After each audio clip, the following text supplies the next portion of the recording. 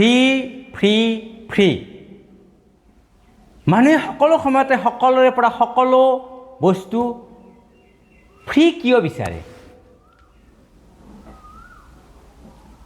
আপুনি বা আমি সকলোতে আমি ফ্ৰী কিয় বিচাৰোঁ?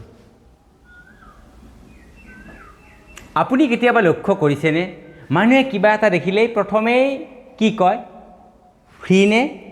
ফ্ৰী হ'লে দিবা বা ফ্ৰী হ'লে ল'লোঁ হৈ। এইটো অলপ ফ্ৰী কৰি দিবনে? এইটো ফ্ৰী কৰি দিব নোৱাৰিনে? বন্ধু হ'লেও, চিনাকি হ'লেও, আত্মীয় হ'লেও মানুহে ধৰি লয় তেওঁ এইটো ফ্ৰীতে পোৱা উচিত আৰু সেইটো ফ্ৰী।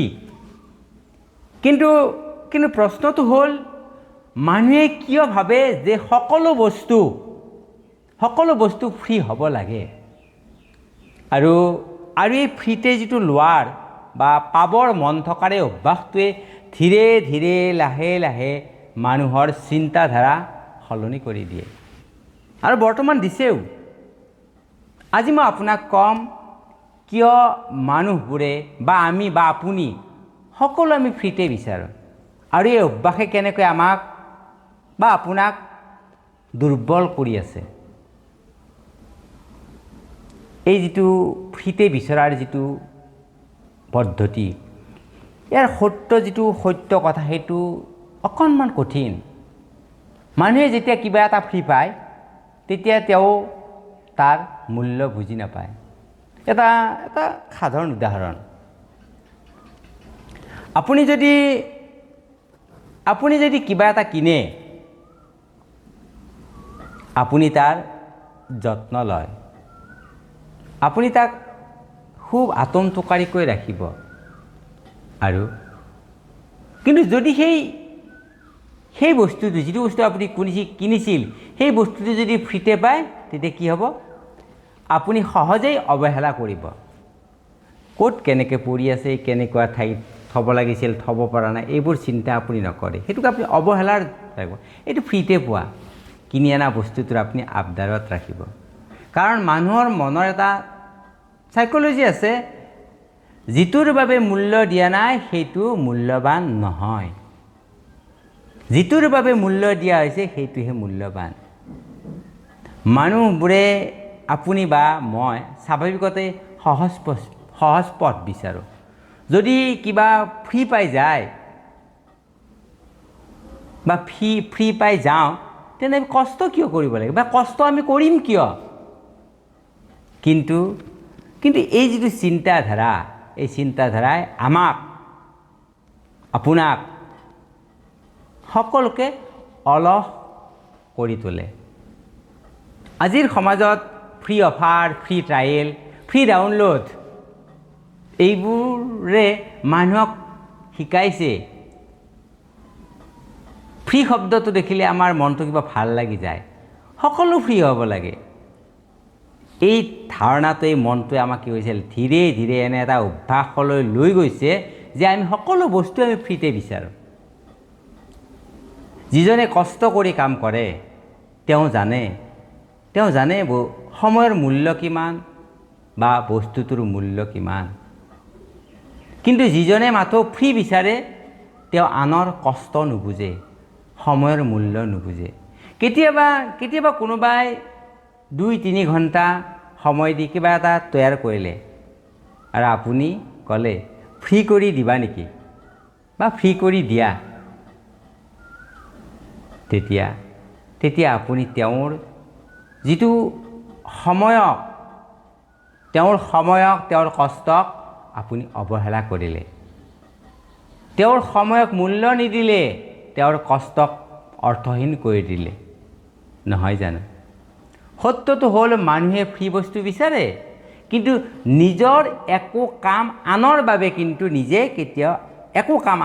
কিন্তু ফ্ৰীতে কৰিবলৈ নিবিচাৰে। আনৰ পৰা সকলো বস্তু ফ্ৰীতে বিচাৰে, কিন্তু নিজৰ পৰা দিবলৈ একো ফ্ৰী দিব নিবিচাৰে। আপুনি কেতিয়াবা লক্ষ্য কৰিছেনে?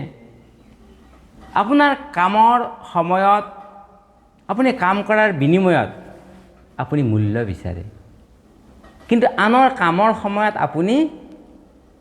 আপুনি ফ্ৰী বিচাৰে। এইটোতে আপুনি সকলো বুজি পাব। আপুনি আনক ফ্ৰীত একো দিব নোৱাৰে, কিন্তু আনৰ পৰা আপুনি সকলো ফ্ৰীতে বিচাৰে। ইয়াৰ মানসিকতাটো আপুনি নিজে এবাৰ ভাবক, আপোনাৰ মানসিকতা কেনেকুৱা হ'ব। যেতিয়া আমি সকলো ফ্ৰী বিচাৰোঁ, তেতিয়া তেওঁ নিজৰ মূল্য নিজে কমাই দিয়ে। আমি যদি কাৰোবাৰ ওচৰত এইটো ফ্ৰী হ'লে ভাল আছিল, তেতিয়া আমি আমাৰ নিজৰ মূল্যটো ক'ব নোৱাৰাকৈ কমাই দিওঁ।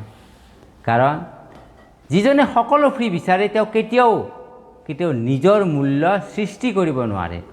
আনৰ ওচৰত তেওঁ সদায় মূল্যহীন হৈ থাকিব, তেওঁ নিজৰ মূল্যটো হেৰুৱাই থাকিব। মনত ৰাখিব, ফ্ৰী বস্তুবোৰে আপোনাক সাময়িকভাৱে সকাহ দিব পাৰে। আপোনাক কিবা এটা বস্তু দিছে, আপোনাক চাউল দিছে, দালি দিছে, আপোনাক সাময়িকভাৱে সকাহ দিব পাৰে, কিন্তু আপোনাক সেই ফ্ৰীতে দিয়া বস্তু আপোনাক কেতিয়াও জীৱনত উন্নতি নিদিয়ে বা দিব নোৱাৰে। জীৱনত উন্নতি বা ব্যক্তিগতভাৱে জীৱনত উন্নতি তেতিয়া আহে যেতিয়া আপুনি মূল্য দিয়ে। যেতিয়া আপুনি মূল্য দিব, তেতিয়াই আপোনাৰ জীৱন উন্নত হ'ব। এতিয়া নিজকে এটা প্ৰশ্ন কৰকচোন, আপুনি কিবা এটা পালে তাৰ মূল্য বুজেনে? আপুনি নিজকে প্ৰশ্ন কৰক যে আপুনি কিবা এটা কাৰোবাৰ পৰা পালে তাৰ আপুনি মূল্য বুজেনে? নে আপুনি মাথো ফ্ৰী বিচাৰে?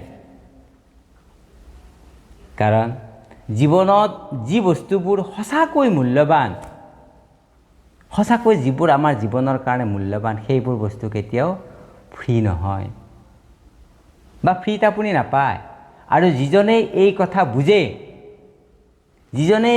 যে কোনো বস্তু ফ্ৰীত লোৱা উচিত নহয় বা ফ্ৰীত নাপায়, তাত কাৰোবাৰ কষ্ট, কাৰোবাৰ সময় জড়িত আছে, যিয়ে বুজি পাব নহয় জীৱনত কোনো বস্তু ফ্ৰী নহয়, তেওঁ জীৱনত সদায় আগবাঢ়ি যায়। কষ্ট হ'ব পাৰে, তেওঁ কিন্তু উন্নতিৰ জখলাত ঢাপে আগবাঢ়ি যাই থাকিব। গতিকে আহক, আজিৰ পৰা আমি ফ্ৰীৰ কথা নাভাবি আমি মূল্য দি বস্তুটোক মূল্যৱান কৰি আমি আমাৰ জীৱনত আগবাঢ়ি যাওঁ। আজিলৈ এৰিব খুজিছোঁ। যদি মোৰ এই কথাখিনি আপোনাক ক'ৰবাত নিজক জড়িত কৰাব পাৰিছে, তেতিয়াহ'লে লাইক আৰু শ্বেয়াৰ কৰি আনক জনাৰ বা শুনাৰ সুবিধা কৰি দিব। আৰু মোৰ লগত এনেকৈ থাকিব বিচাৰিলে মোক ছাবস্ক্ৰাইব কৰি আপোনাৰ লগত ৰাখিব। আজিলৈ এৰিলোঁ। পুনৰ আপোনালোক সকলোকে নমস্কাৰ।